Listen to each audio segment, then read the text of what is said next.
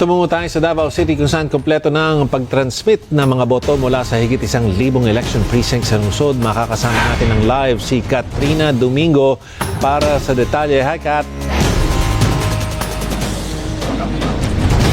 Ron, namamayagpag ang pamilya ni dating Pangulong Rodrigo Duterte dito sa Davao City, ang kanilang baluarte ngayong taon, ngayong halalan.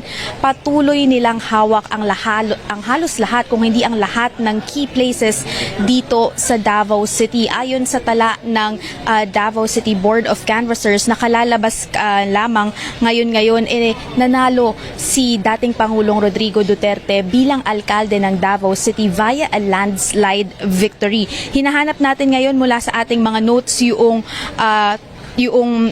actual number nung kanyang botong nakuha. Ayon dito sa canvas report ng COMELEC sa Davao City, nakakuha ang dating Pangulo ng 662,630 na boto.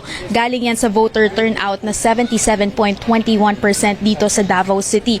Napakalaki ng lamang ni dating Pangulong Rodrigo Duterte kumpara sa kanyang katunggali na si dating Cabinet Secretary Carlo Nograles na nakakuha lamang ng 80,852 na boto. May tatlong iba pang kandidato sa pagka-alkalde dito sa Davao City.